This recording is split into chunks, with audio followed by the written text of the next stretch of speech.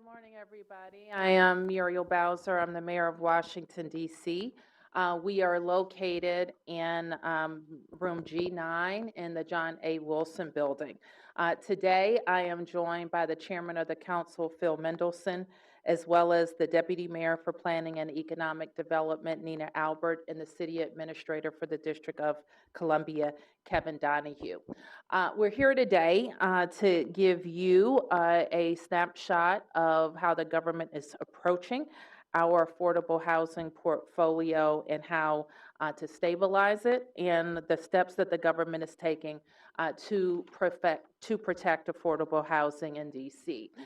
You have heard me talk for many years about our commitment to affordable housing in our city. You will remember when I became mayor in 2015 that our chief challenge in the city was affordability. Affordability along a lot of different areas, but housing top among them. We made a commitment then to double down on our investments in affordable housing. And right now, what we're talking about is how we protect that progress. During the pandemic, federally funded programs like Stay DC helped us support residents who are out of work because of the pandemic and helped them pay their rent. However, the long-term continuation of these emergency policies, some of them becoming permanent policies, have put the affordable housing that we have invested so heavily in at risk. And our housing providers are facing an uncertain future because they are facing rising costs and tight margins without reliable rent connections. So I'll start by saying this. In partnership with the council, we have made significant and important investments in affordable housing over the last 10 years. And I'm showing a slide now that starts in 2015 and it projects out to 2028. The issue that we face today is twofold. It's about affecting this affordable housing investment, and it's also about making sure that we can get back to the production that got us to this number of units of affordable housing. And because we have been able to make these investments, we have hit our goal of 36,000 new units to be produced in the 5-year period that we established. And by next year, we'll also hit the below market units that are a part of that goal. So we have created and preserved over 15,000 affordable housing units since 2015, and average rents in the district have increased at half the national average because of this rate of production. We have invested more than $1.5 billion in affordable housing over this period, which makes us the largest per capita by capita producing jurisdiction in the nation. So through these investments, we've been able to significantly expand our stock, and that's what you see in this chart. By adding 36,000 new homes at different levels of affordability across the city for the last 5 years, we have helped to blunt the rise in rental costs. But this is more than just about adding units. It is also about keeping people in DC, and that's what we've been able to do. We've been able to grow the number of people who live in affordably coveted housing by 31,000 people over the last 10 years. So when I came into office, just about 10% of the population lived in covenanted affordable housing. Now today, 14% of our population lives in covenanted affordable housing. But now we have a serious problem. We are at risk of losing that affordability. And once we lose those affordability covenants, they're gone. And here's the root problem. We have about $100 million, as this slide shows, in unpaid rent to affordable housing providers. And if things don't change, that number will skyrocket to $150 million by next year. And those are unsustainable numbers for a community that already operates on the margins. Affordable housing providers, as is noted here, face tight margins. Rising costs for essentials like utilities and insurance are at play, coupled with delinquency at an average of 20%. So today we're talking about how we change that. And we are very proud as we sat in tables like this for over a year about how our city responded to COVID. We were among the top, if not the top jurisdiction, the top state for getting dollars out the door. We were in unprecedented times and rose to those challenges, but those policies were never intended to be long-term. And by keeping them in place, we have upended the whole system. I know you like when I say the ecosystem, but it's true. There's an affordable housing ecosystem as well, and it's been turned on its head. And so what you're seeing is the difference in timelines for resolving unpaid rent before the pandemic in those timelines now.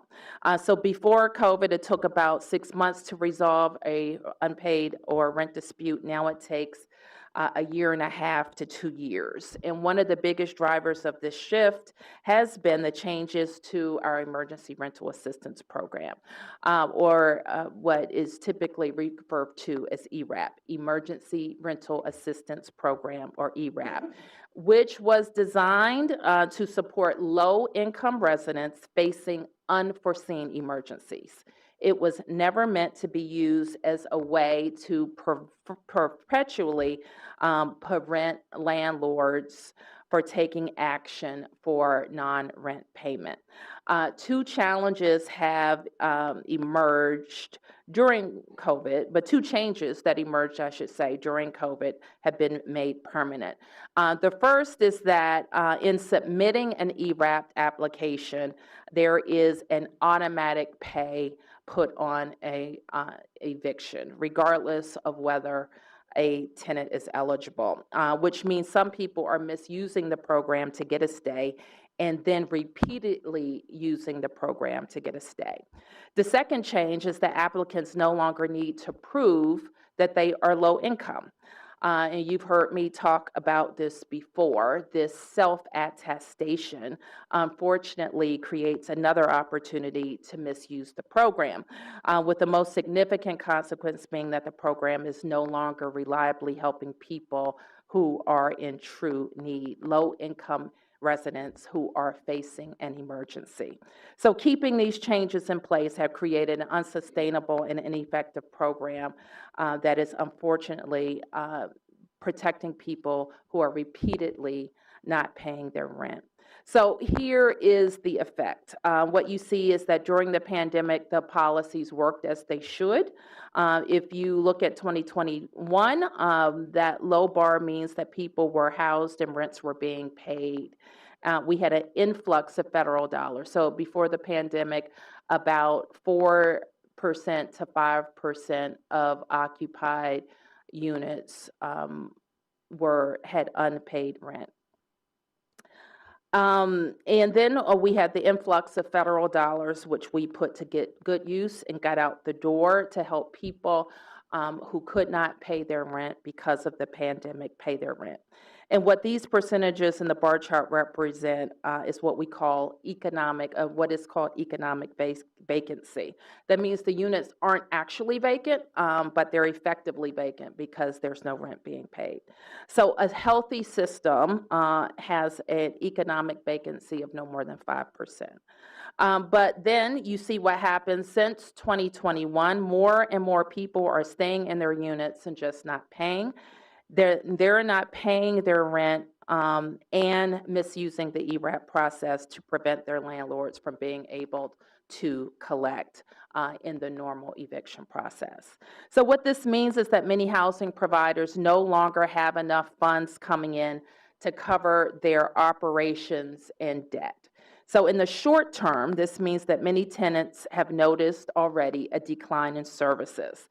That's because providers don't have enough money coming in to cover regular maintenance, operations, and security. So we know that's neither safe nor is it fair to the vast majority of people who are paying. So in the long term, it means our communities could lose their affordable housing forever. If these landlords can no longer pay their mortgages and they're either foreclosed on or turn in the keys. So just like a person's home can go into foreclosure when they can't pay their mortgage, so too can these buildings. And when that happens, the affordability covenants are lost, and I should remind you, the taxpayer investment in those buildings is also forsaken. So what we need to do is twofold: stabilize our existing affordable units and fix the system.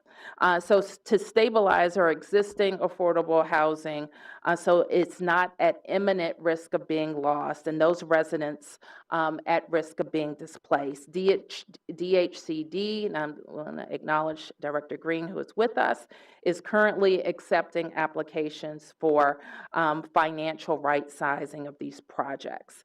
And this will allow us to protect the affordability of residents' homes and prevent foreclosure, as well as to stabilize the affordable housing properties with existing district and federal investment. And it is clear that we also need some changes to ERAP to make sure that the program does what it intended to do, and to remove some of the policies that were meant to be temporary to address the pandemic, to get it back to a policy condition of a pre-pandemic state. So with that, I'll turn it to Chairman Mendelson, who I think has something to say about the council's actions. Thank you, Mayor Bowser, and good morning.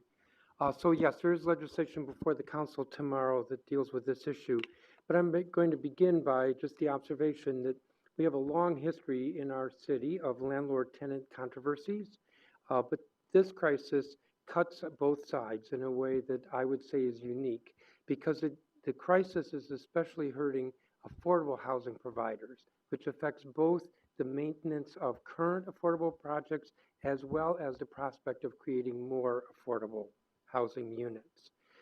We are seeing arrearages that are taken to court for eviction in the tens of thousands of dollars. I think these may be outliers, but cases of $70,000 or more being owed in rent.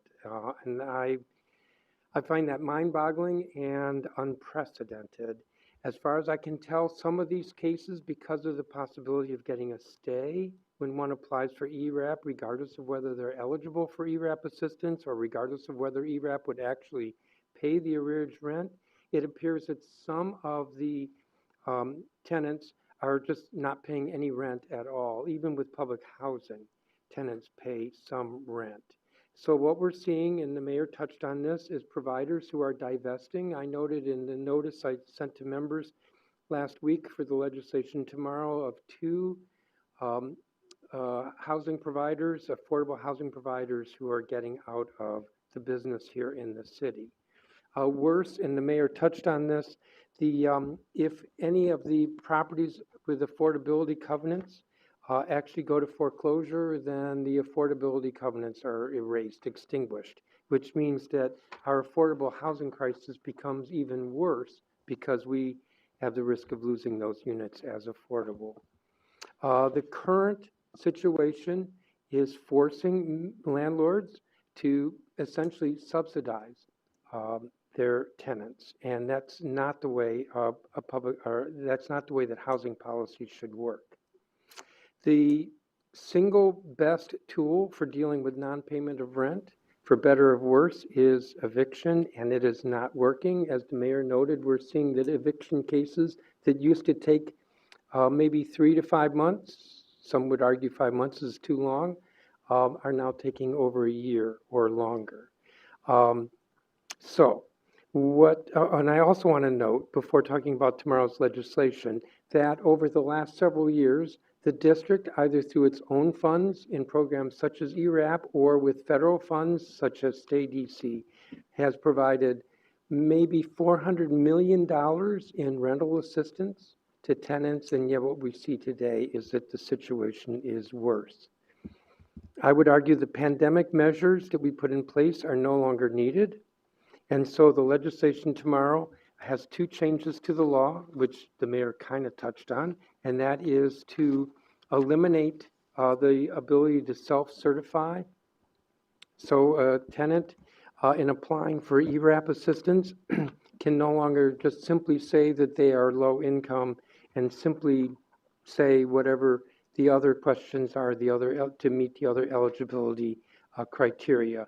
And in fact, before the pandemic, that was the situation, that tenants could not self-certify. And the other change is that judges could now, would now have the discretion as to whether to apply a stay in a eviction case for non-payment. They would have the discretion, and that the number of stays would no longer be as often as a tenant applies for ERAP. The tenant would get one chance for a stay with one application for ERAP. That's the legislation that is before the council tomorrow. And I do expect that the legislation will be adopted. If somebody asks me if there are amendments, there may be an amendment, but I think that its consequence with regard to these two changes will be rather minor. So the council is going to look at this tomorrow. I will add that because our permanent laws require hearings, 2 votes, congressional review, we're acting tomorrow on what we call an emergency basis, which is temporary legislation, will be in effect for 90 days after the mayor signs it, assuming you sign it.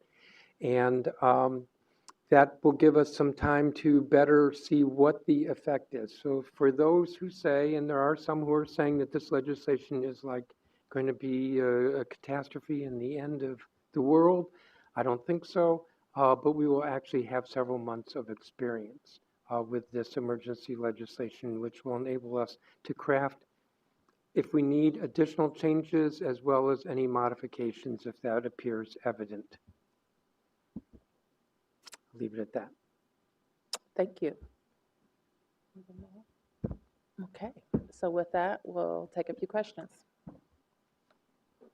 Any questions? Yes, sir. Please introduce yourself.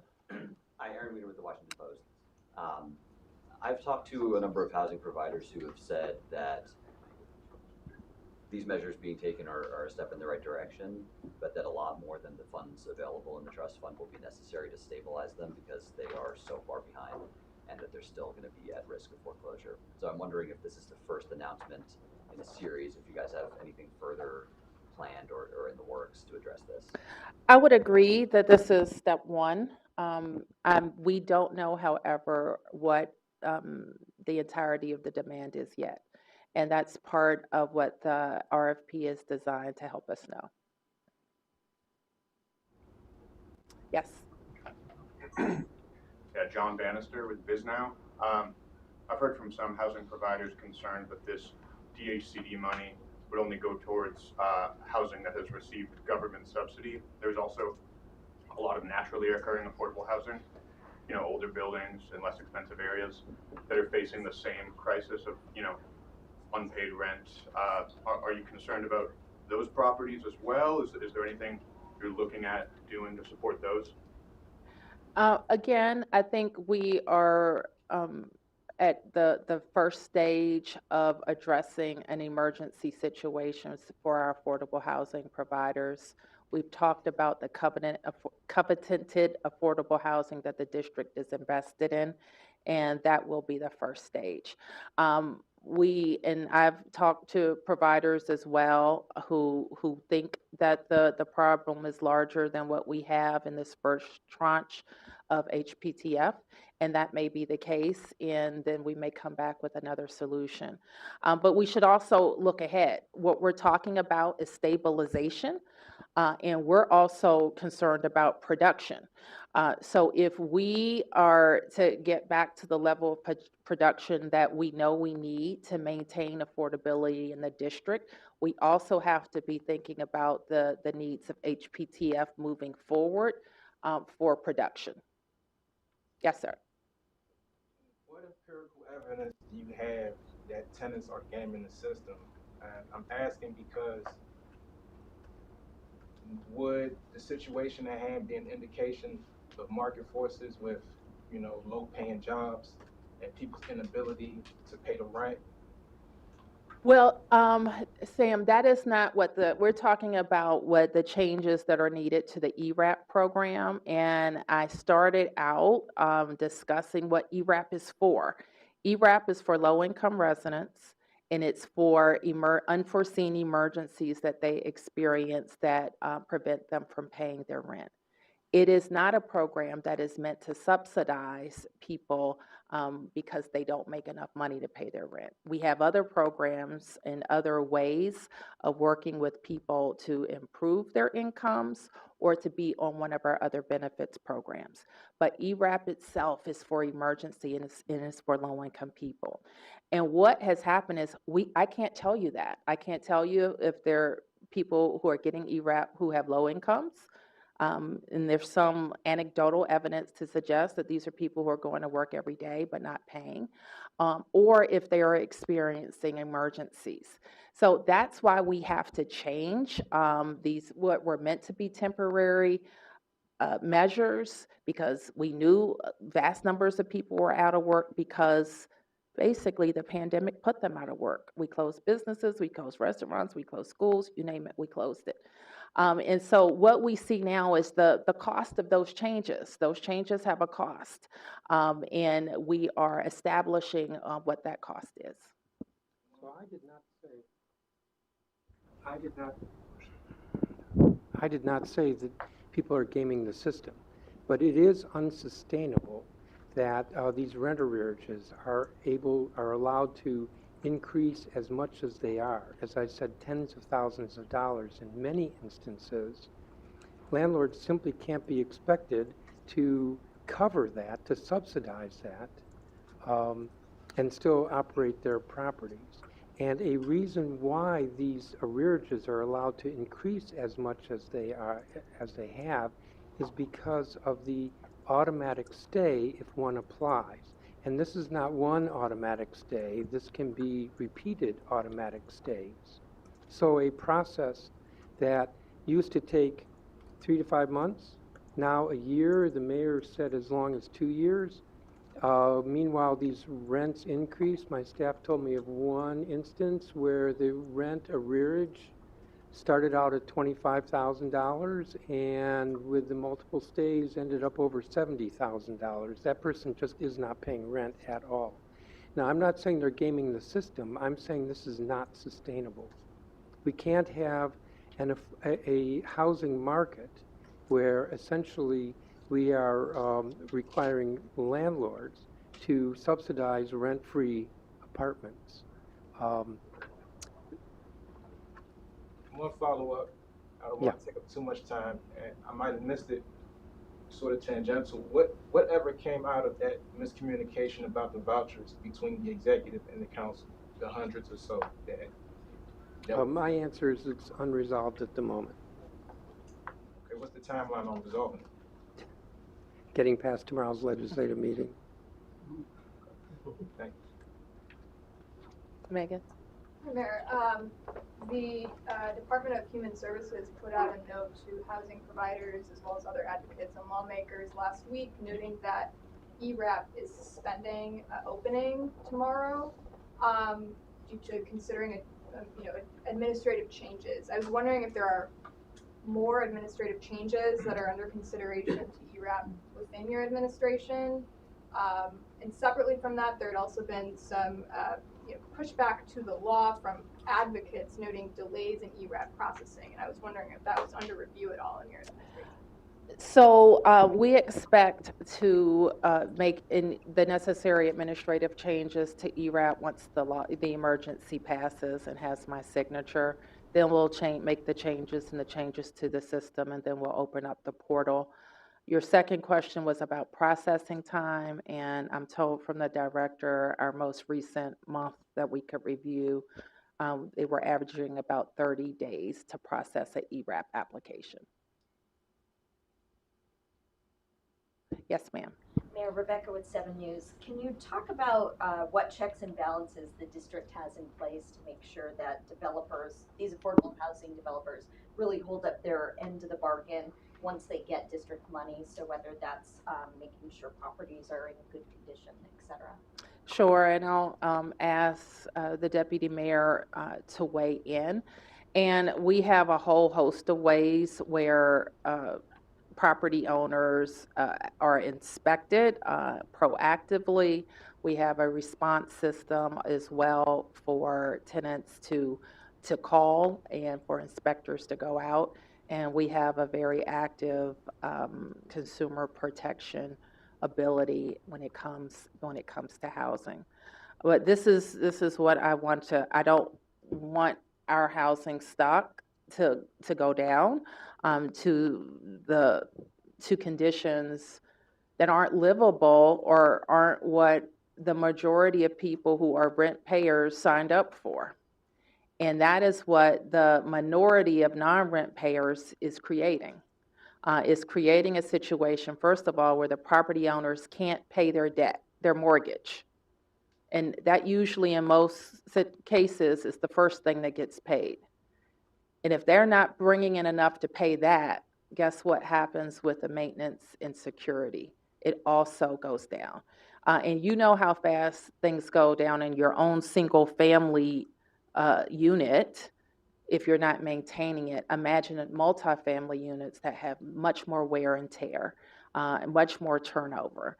So they actually need more maintenance than what the average person thinks of for their individual unit. So that's why it's so important that we get back, that we rebalance the system towards paying of rent. Like I showed you on the slide that said, most of these properties were financed thinking that there could be 4 to 5% vacancy, and that's mostly from people from actually being vacant. Now, when you have 20% and maybe growing because the laws actually are providing the incentive for non-payment.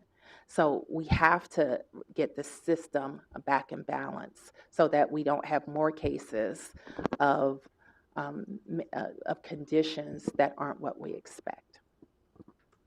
Yes, sir. You all have spoken before. Can you introduce yourself? Oh, sorry, Alex Comet, City Paper. You all have spoken before about the challenges in funding anti-homelessness programs like housing vouchers and rapid rehousing. What is your level of concern that if this does lead to an increase in evictions, this would exacerbate those same problems? Well, I think what we believe is that it will lead to an increase of people paying their rent. Okay, I don't want anybody to leave this room thinking that we're talking about wanting more evictions, because that's the last thing that anybody wants. What we want is for people to pay their rent. And the way that we know that it's enforced, we can look in our own past and we can look in the jurisdictions that surround us. The enforcement of the requirement to pay rent, because people have signed leases, contracts to indicate that they would do that, is knowing that there's a consequence. So we don't want anybody to be evicted. We want people to pay their rent. I'm going to add to that. The data that we know is interesting on this. The pending caseload in the landlord-tenant branch last year grew by 23%, and that's because of the compounding of these cases that get stayed, while the number of filings is the lowest, let's see, with more cases pending at any point, with filings being significantly less than prior to the COVID pandemic. So the number of filings are down. So I'll just add that as a data point in response to your question. Quick follow-up. Do you have any sense for when you will be able to open the ERAP portal? I don't know exactly how long it will take to do the administrative changes to make it able to be open, but it will be a matter of weeks. Okay. Mark? Off topic. Any more? It was on number, yes. Oh, on topic, if, Chairman Mendelson, a question for you. I know, you were speaking about some of the changes that the emergency legislation would bring forth. As we're talking about these longer-term solutions, is there a need for permanent legislation, say, versus on an emergency level? There absolutely is a need for permanent legislation. And that, in a sense, is the nice thing about what I'm proposing tomorrow is that it's temporary. We get to learn from it. I will be introducing a permanent bill shortly, and I'm hopeful that it will get a hearing. It may not, because we're late enough in the council session, it may not get 2 readings, 2 votes this year, but absolutely there'll be permanent legislation. This legislation is fixing changes to the law that right now are permanent in the law that were adopted during the pandemic. So we need permanent legislation to permanently remove permanent provisions that have outlived themselves. Okay, 1, 2, 3, and then Mark. Yes, yes, sir. In your assessment, how many of these tenants, from your vantage point, are not paying rent as a part of a rent strike? And I'm asking again because there are instances in my reporting where I've spoken with residents who are holding rent because of the conditions of their apartments. And the Attorney General's office has brought landlords, to court for deteriorating conditions. Now, it could be the case of the chicken versus the egg, but again, what assessment are you making around the nuance of the situation that, around people applying for stay and whatever else? To what degree are you assessing the market conditions that are making people not pay rent? With housing prices going up and with the cost of living and with the conditions of the buildings themselves. On the point whether people are paying rent as part of a rent strike, I'm not sure about that. But I also believe that courts aren't collecting, in those cases that I'm most familiar with, when that's the case, that court still requires people to pay into the courts. And I don't believe that's happening. So the conditions of a unit is a defense against eviction. But if a tenant is alleging that the conditions are so horrible that they shouldn't have to pay rent, then that's their defense. It's not, I applied to ERAP and I'm going to pay my rent. Yes. Yeah, thank you. It seems like one of the catalysts for this urgency, correct me if I'm wrong, was Adrian Washington announcing he was shutting down his longtime, housing development company, Neighborhood Development Co. And this is a company that's partnered with DEMPED, that's received DHCD funds. Have you talked to him about or has your administration talked to him about what's happening with his properties? And have you talked to any other housing providers that are in similar circumstances considering ending operations? Sure. Let me turn to the deputy mayor. Yes, we're very, the Neighborhood Development Corporation is an important organization in the District of Columbia. So we have been in contact with Mr. Washington. I don't want to comment on the specifics of his case, but we are in constant contact with other housing developers as well, and many of them are here in the room today because this is of eminent concern.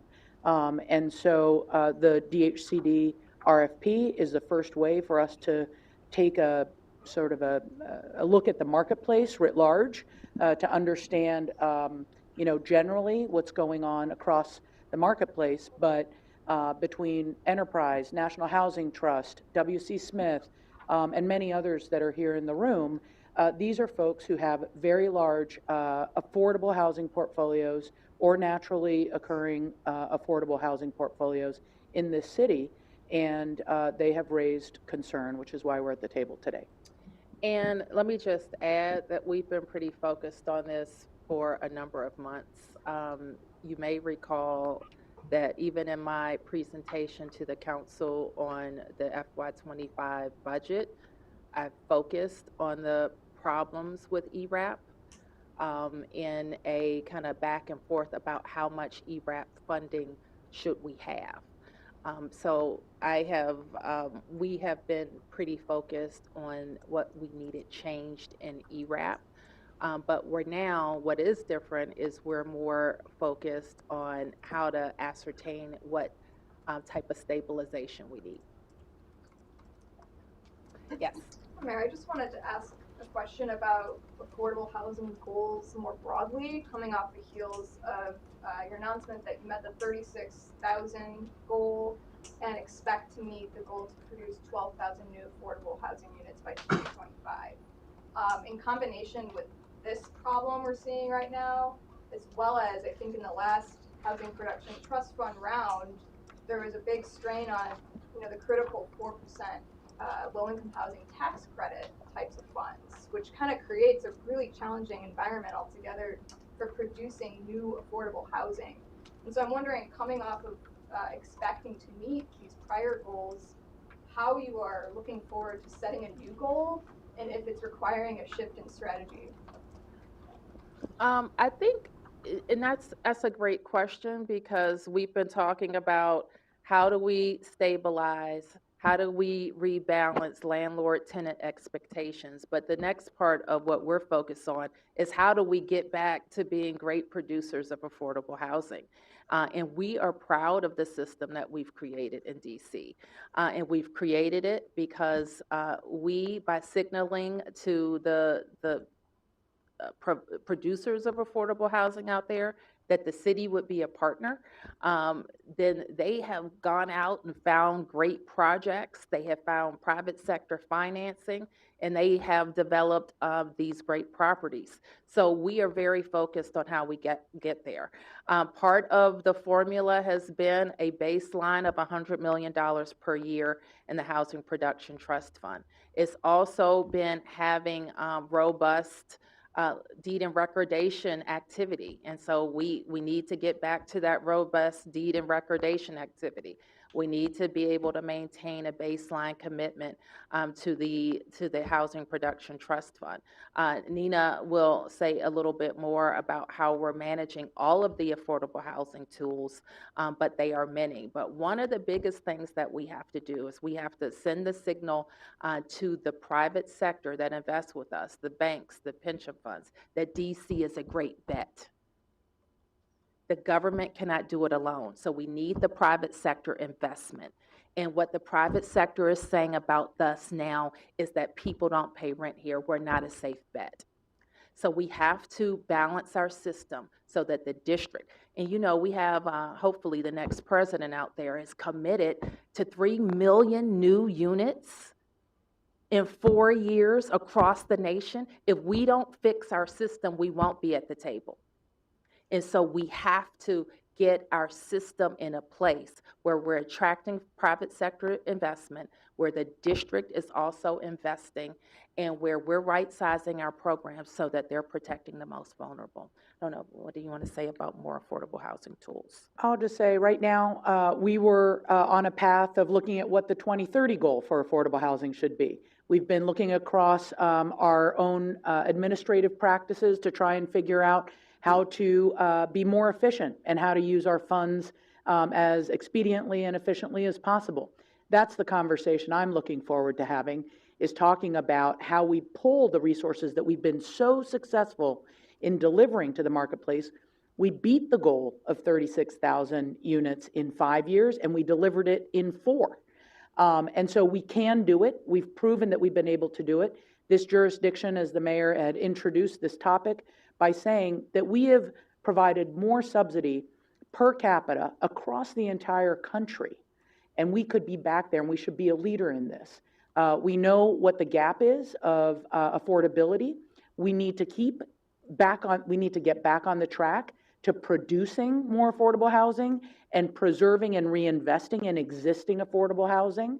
But right now, we have to get over this hump, because if we do not bring the ecosystem back into balance, and that's really what it's about. It's about the balance. It's about the landlord-tenant contract. It's about the investment and government and developer contract. All of those things work together. We can get there. We've proven that we can.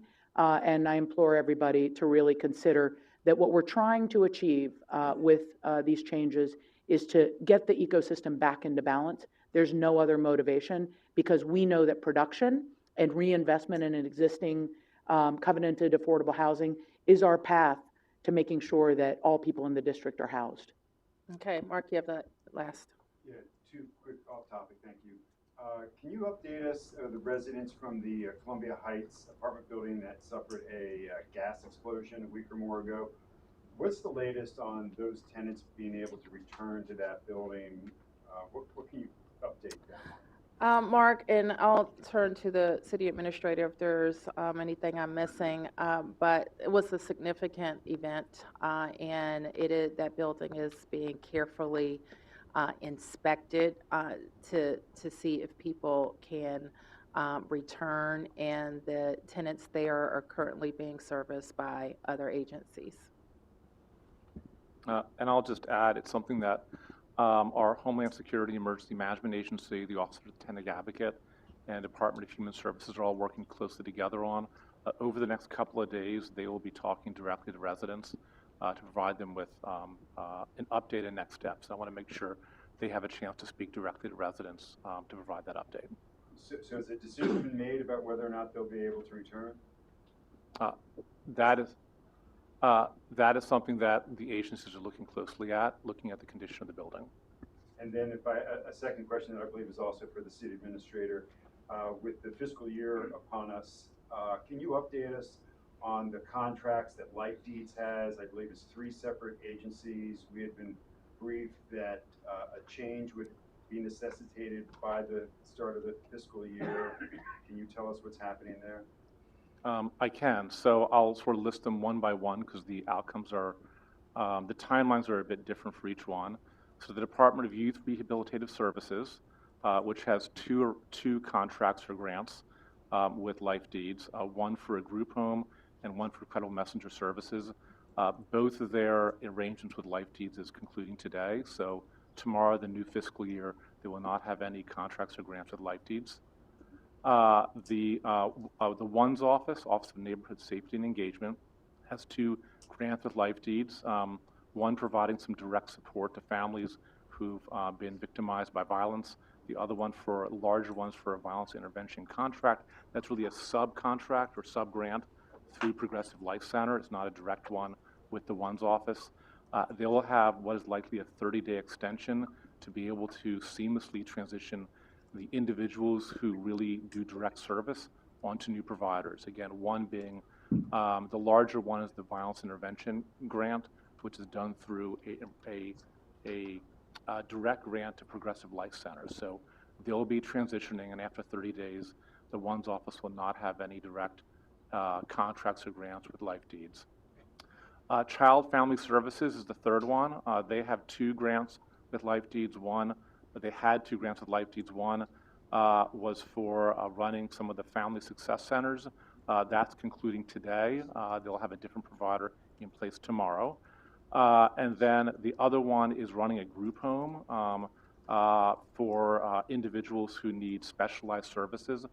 That will likely need at least a 90-day transition period to a different provider in order to ensure that the quality of service being offered to these young people is not impacted by transitioning to a different provider. So that one has the longest tail to it, which was at least a 90-day extension for the group home that CFSA runs. And so if I could just clarify, the city is ultimately terminating all of the grants and contracts with Life Deeds. A couple of them, one will be extended for 30, one will be extended for 90 days. Does that sound? That's correct. Following along, correct. And then it sounds like at least 2 of these facilities are places where people live. Will those people actually have to be physically moved to new locations, or will a new provider simply take over those facilities? There are 2. One is run by DYRS, one is run by CFSA. So for the CFSA that has a 90-day extension, it is certainly the goal to have seamless transition in which individuals do not have to move, but they're really still working out those details. For DYRS, they have different providers, and the DYRS landscape is just a more competitive landscape for providing group homes or shelter homes to young people that are committed to DYRS. Some individuals may not have to move, some individuals may have to move physical locations depending on which provider is taking up the additional capacity that Life Deeds has now. So That may be different from, depending on the individual circumstance. And my last on this, with the DRS, particularly because there's been issues with capacity, bed space, will that be an impact? Is there a possibility there would be a loss of the number of beds available? DURS does not believe there'll be an impact on their ability to place young people in groups, homes, or shelters as a result. Again, there's enough of a competitive marketplace and enough capacity. The CFSA will require more time. That is much more specialized services for which there's a smaller number of organizations that really do that work well. Thank you. Yes. One off topic, if you don't mind. In the vein of violence interruption, what are your thoughts about the current state of the violence interruption programs, given, as I recall correctly, the NEAR Act in 2018 or so passed without your signature. So I'm just trying to get a sense of, 6 years later, where do you feel that the direction of violence interruption has gone? That's a big question, and it's probably more appropriate for another day, but I will say this. We have been very pleased with the progress with our Pathways program. It is a program that works with individuals who are ready to be trained in work and participate in behavioral therapy and subsidized employment. And we have had, I think, 17 different groups, not cohorts, different groups go through. Is that the right number, Kevin? About that, that have gone through the Pathways program. We also know that we have a number of very effective violence interrupters, sometimes called VIs. We have a number of very effective credible messenger programs. And we want to ensure that we attack any vulnerabilities in those programs. And we are undertaking that review right now. So do you agree with the police union chiefs or president or whoever's comments about the VI program? I'm not sure what comments you're talking about. Greg Pemberton's comments about reevaluating them and possibly defunding them? I didn't see those comments, I'm afraid. But as far as... I saw the comments. I completely disagree with them. I don't think he really understands law enforcement. Okay. On that note, thank you, everybody.